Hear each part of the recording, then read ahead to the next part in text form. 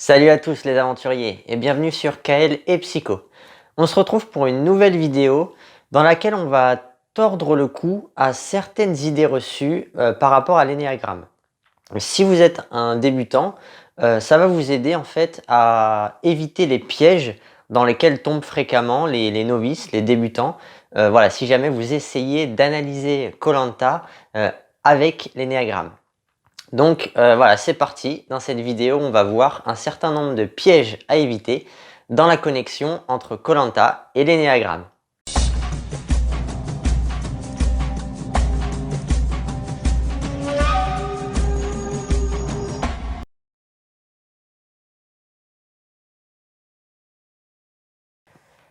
Ce qu'il y a de plus important à savoir et qu'il ne faut jamais perdre de vue, c'est que l'énéagramme, c'est un modèle qui décrit des motivations. Et c'est pour ça qu'on peut retrouver des personnes appartenant au même énéatype, mais qui ont des comportements totalement différents. Et la plupart des erreurs faites par les débutants viennent de cette confusion entre les comportements et les motivations.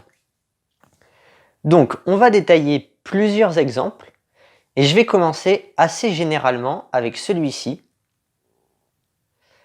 Je préfère le centre mental, donc je suis stratège. Alors non, pas forcément.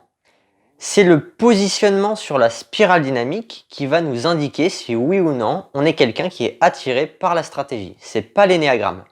Donc pour connaître la spirale dynamique, je vous renvoie à mes vidéos qui s'appelaient Les valeurs dans koh. Je vais vous prendre un exemple à chaque fois. Pensez à Christina, la gagnante de la saison 9, qui est une énéatype 6, donc elle préfère le centre mental, mais elle dit bien à un moment donné dans la saison 9 que la stratégie, c'est pas trop son truc à la base. Je vous donne aussi un contre-exemple. Pensez à Patricia de la saison 11, qui elle réprimait le centre mental et qui pour le coup, elle était stratège. Aussi, dans la même idée que ce premier exemple, une erreur fréquente que font les débutants, c'est de confondre la qualité des centres avec la notion de préférence. Quand on parle de centre préféré dans l'énéagramme, c'est uniquement une question d'utilisation. Ça veut dire que le centre, il est surutilisé. En clair, on peut très bien avoir le centre mental préféré, mais être un abruti. Comme on peut très bien réprimer le centre mental et être très intelligent. Ça c'est dit. Ensuite, on continue avec un autre exemple de la même nature. Je préfère le centre instinctif, donc je suis sportif. Alors c'est pareil que pour le premier exemple. Donc voilà, je ne vais pas m'étaler, c'est exactement la même logique. Je vous mets un exemple avec Olivier de la saison 11, qui était un énéatype 8, donc qui préfère le centre instinctif, mais qui n'était pas spécialement sportif. Et un contre-exemple, pensez à Jade, la gagnante de la saison 7, qui réprimait le centre instinctif, mais qui, elle, était sportive et était très compétitrice. Et toujours dans les exemples de la même nature, on finit du coup cette fois avec un exemple pour le centre émotionnel. On pourrait penser « je préfère le centre émotionnel, donc je suis bon socialement ». Ça ne marche pas non plus. Pensez à Sakon de la saison 5, qui était un énéatype 4, mais dans son aventure, il n'était pas très doué, socialement parlant. Et un contre-exemple, on va prendre la même saison, pensez à Kumba, qui elle réprime l'émotionnel, mais qui en revanche a un excellent social. Maintenant, je vais prendre des exemples un peu plus ciblés qui concernent des énéatypes précis.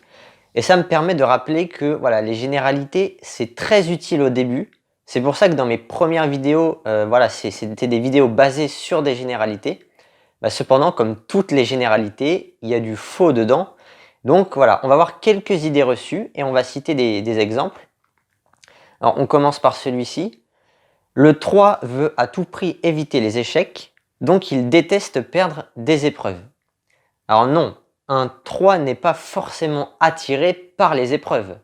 Je vous mets Raphaël de la saison 4 en exemple, qui se moquait un peu de ne pas gagner les épreuves, car il comptait pas sur elle pour embellir son image. Lui, avant tout, c'était un survivaliste. Dans la même idée, on pourrait penser que le 6, il est loyal, donc il ne peut pas trahir une alliance. Alors le 6, il peut être loyal envers une idée, comme par exemple, s'il adore le niveau orange de la spirale dynamique, user de tous les stratagèmes pour gagner. Pour comprendre un énéatype 6, l'idéal c'est de connaître le ou les groupes envers lequel il est loyal. Sinon on risque d'avoir une vision biaisée de l'énéatype. Donc ici un exemple, je peux prendre Nicolas dans la saison 2, qui a pris la décision d'éliminer Isabelle au F6, alors que Isabelle était membre de son alliance. On continue. Le 7 évite la souffrance, donc il n'aime pas le dépassement de soi. Encore une fois, rien ne nous dit ce que le 7 perçoit comme étant de la souffrance. Et donc certains 7 peuvent trouver une forme de plaisir, un peu masochiste du coup, mais ils peuvent trouver une forme de plaisir à faire des épreuves éprouvantes. Donc là, en exemple, je penserais à Laurent de Raja Ampat, qui aimait bien faire les épreuves de koh ça lui faisait plaisir. C'est un 8, donc c'est un leader. Alors le 8, certes, il a un caractère fort, mais il n'est pas forcément charismatique. Et il n'a pas forcément non plus la volonté d'être le chef d'un groupe. Il existe des 8 solitaires, ou tout simplement des 8 qui ne veulent pas être des chefs. Exemple, Nathalie de la saison 8, c'était une énéatype 8 alpha, mais elle n'avait pas l'âme d'une leader qui va diriger une équipe. On va tourner la même affirmation dans l'autre sens. C'est un leader, donc c'est un 8. Alors là, on a deux beaux exemples qui prouvent l'inverse. Bertrand de la saison 8 et Romain aussi de la saison 15, qui sont tous les deux du même profil, ce sont des énéatypes 2. Alors, j'avais mentionné Bertrand comme un type 8 dans ma vidéo sur les alliances, mais non, en fait, je me suis trompé. J'ai eu besoin d'un revisionnage de la saison 8 pour me rendre compte que c'était bien un énéatype 2. Et donc là, dans les deux cas, en fait, il y a une forme d'autoritarisme qui fait penser au 8. Cependant, c'est une façon de faire qui est au service d'une motivation qui est plus profonde que l'évitement de la faiblesse. En ce qui concerne Bertrand notamment, c'est son passé de militaire qui influençait beaucoup sa communication. Aussi forcément, il y a son positionnement sur la spirale dynamique qui est à prendre en considération. Logiquement, comme c'est un ex-militaire, Bertrand il adorait les valeurs du niveau d'existence bleu. Logique, parce que pour des militaires, c'est l'ordre avant tout. L'ordre, c'est la valeur fondamentale de bleu. Et donc ça pouvait lui donner un côté un peu intransigeant, intolérant, envers ceux qui magouillaient, ceux qui font pas d'efforts ou ceux qui ne sont pas honnêtes. Donc en tant qu'énéatype 2, il aura du dédain envers eux, et au contraire, Bertrand il flattait et il aidait les personnes qu'il estimait être proches de la vérité ultime, des personnes honnêtes. Ce qui est intéressant à souligner aussi, c'est qu'on a l'impression de ne pas avoir eu le même Bertrand entre les saisons 8 et la revanche des héros. Alors ceci du fait déjà que son rôle de chef était lié aux circonstances de la saison 8 et pas à une volonté de dominer et de contrôler. Donc naturellement avec un changement de circonstances, son image négative s'est gommée dans son retour au profit du plus habituel excellent social des énéatypes 2. On ajoute à cela un ego plus efficace, plus adapté en fait, et même peut-être un peu d'intégration. Donc ce qu'on appelle l'intégration, ça reviendrait à dire que son ego était moins fort en 2012. Je vais en reparler un peu plus loin dans la vidéo de ce phénomène d'intégration qui est important à prendre en compte. Et voilà, et aussi en ce qui concerne Bertrand, il semblerait que son amour pour les valeurs de bleu avait quand même un peu diminué en 2012. Voilà pour Bertrand. Alors donc juste pour revenir à l'affirmation décriée ici, non, les leaders ne sont pas systématiquement des 8. Tout le monde peut être un leader en fait. Le plus souvent, c'est vrai qu'on retrouve les 8, mais aussi je dirais les 1, les 2 et les 3. Les 1 parce qu'ils aiment bien diriger pour montrer aux autres comment bien faire les choses. Donc pensez, voilà, je vous mets quelques exemples, pensez à Freddy, à Maxime, à Aurélien, sous réserve qu'Aurélien soit bien un énéatype 1. On retrouve aussi donc les énéatypes 2 qui pensent que les autres ne peuvent pas se débrouiller sans lui. La passion du 2, c'est l'orgueil, et plus l'orgueil est fort, plus il pense être indispensable pour aider les autres. Donc pareil, je vous mets quelques exemples, hein. On a Jean-Luc qui est un bel exemple de la saison 1, et voilà, j'ai déjà cité Bertrand ou Romain.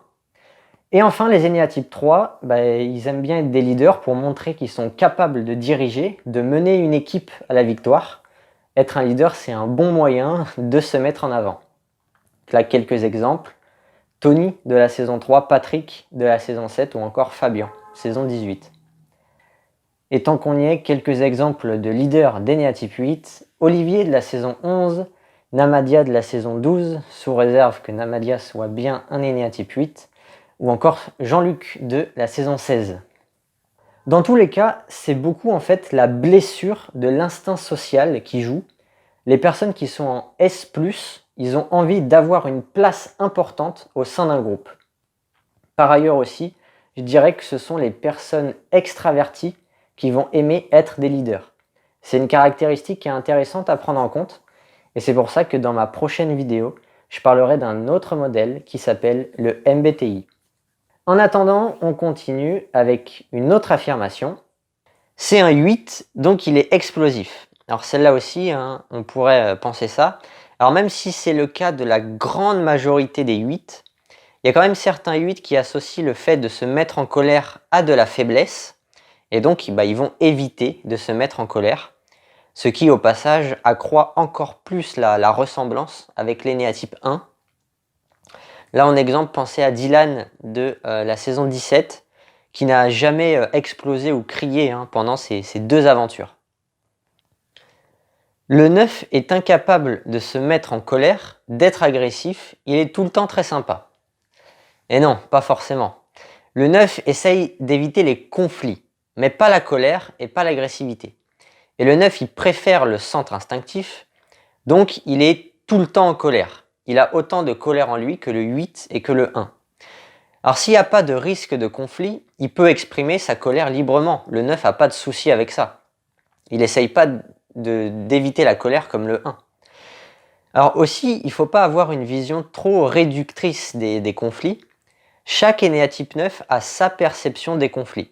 Et le 9, il cherche la paix, la tranquillité.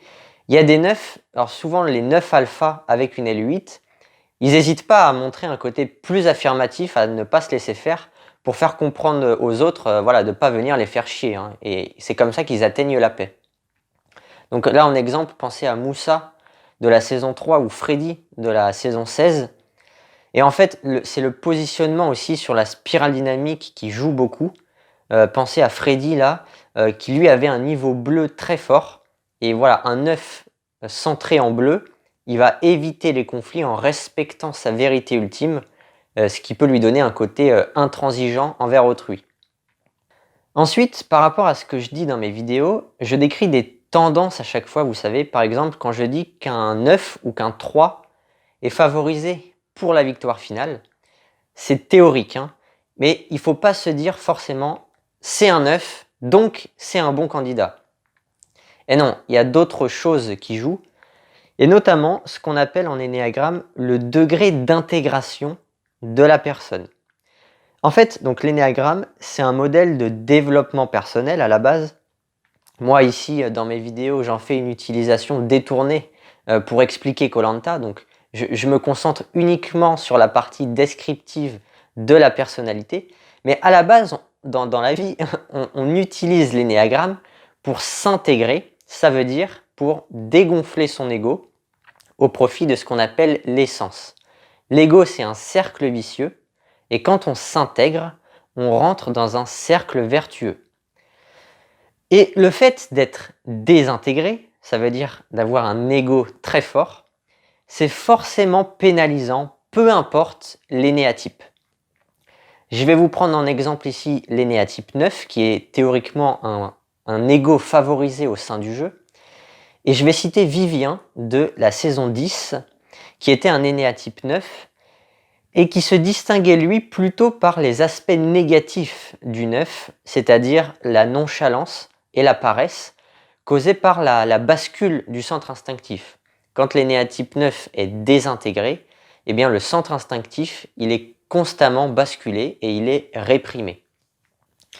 Donc voilà, petit résumé ici, Euh, Ne pas oublier de prendre en compte, quand vous faites une analyse, le niveau d'intégration, parce que le niveau d'intégration va influencer beaucoup les performances des candidats.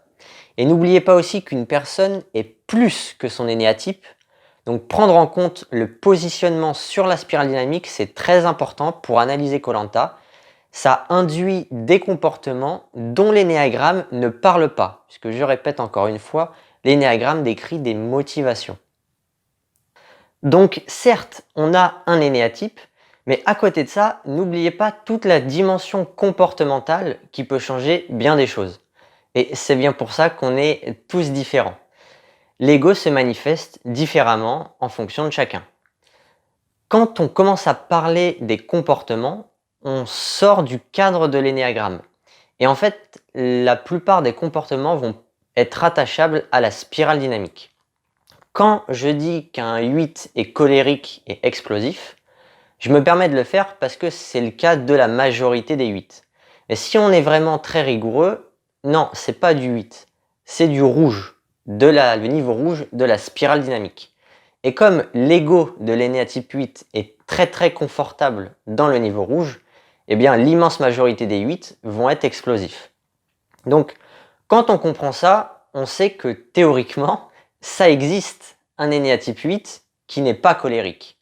En revanche, ce qui ne changera jamais, qui sera toujours présent, ce sont les mécanismes de l'ego, à savoir pour un énéatype 8, il sera toujours excessif et avec de la vengeance. Du coup, un exemple que je pourrais vous donner, pour ne pas avoir une image trop réductrice de chaque énéatype, ce serait d'essayer de faire la description théorique de à quoi pourrait ressembler un énéatype en fonction de son positionnement sur la spirale dynamique. Alors, c'est pas facile à faire, surtout au début, si vous connaissez les modèles depuis pas longtemps, si vous êtes débutant, mais ça reste un très bon exercice à faire.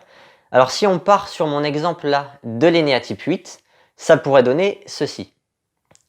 Pour le 8 centré dans le niveau violet, ensemble, le groupe survit plus facilement, le 8 se sentira plus fort au sein de sa tribu, son envie de contrôle du monde extérieur et sa volonté de puissance sont satisfaites par le biais du groupe et le respect excessif des us et coutumes. La vengeance se dirigera contre des membres de tribus adverses. Un 8 centré en rouge. En rouge, il pourra exprimer clairement sa puissance et son courage. Il sera excessif dans son impulsivité et son expression du soi. Évidemment, la fixation de vengeance s'activera contre tous ceux qui se mettront en travers de son chemin. Il aura le sentiment d'éviter la faiblesse en s'affirmant le plus possible et en accédant à ses désirs. Pour le 8 centré en bleu, ça pourrait donner ceci. Il devra suivre le dogme de la vérité ultime pour être fort. Toute atteinte portée à son encontre lui donnera des envies de vengeance. Il sera excessif dans l'application de sa doctrine. Le 8 centré en orange.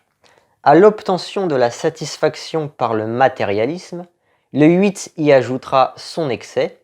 L'évitement de la faiblesse passe par des possessions matérielles et une pensée pragmatique pour saisir les multiples opportunités. Il y aura de la vengeance contre les concurrents qui lui feront trop d'ombre. Elle s'exprimera de manière à ce que la victime ne sache pas d'où elles proviennent. Ainsi, le 8 s'est vengé, mais ne recevra pas de retour de bâton. Je rappelle qu'en orange, le thème, c'est d'exprimer le soi, mais de manière calculée. C'est fait exprès pour éviter les heurts, les retours de bâton. C'est ça la grosse différence entre rouge et orange. Et je vous ai fait aussi la description pour un 8 qui serait centré en vert. La puissance sera assimilée à l'esprit relativiste et à l'envie d'harmonie. La vengeance se dirigera contre ceux qui mettent en branle la bonne entente des communautés. Le désir de contrôle du monde extérieur sera satisfait par la chaleur des relations humaines. L'excès sera excès de tolérance et d'empathie. Bien, voilà, je vais arrêter la vidéo là-dessus. Alors vous avez vu que la pertinence de l'analyse, elle est décuplée quand on fait une analyse conjointe de l'énéagramme et de la spirale dynamique. Et je pense même moi qu'en fait, pour analyser koh c'est la spirale dynamique qui va plutôt être à privilégier c'est elle qui permet d'expliquer plein de choses, même plus que l'énéagramme. Bien voilà, je vous remercie de m'avoir écouté. Alors s'il y a d'autres choses que vous comprenez pas bien, peut-être vous pouvez me le demander dans les commentaires, je pourrai y répondre. Sinon vous pouvez toujours laisser un pouce bleu, ça peut aider pour le référencement de la chaîne. Je vous remercie et je vous dis à la prochaine. Maatane.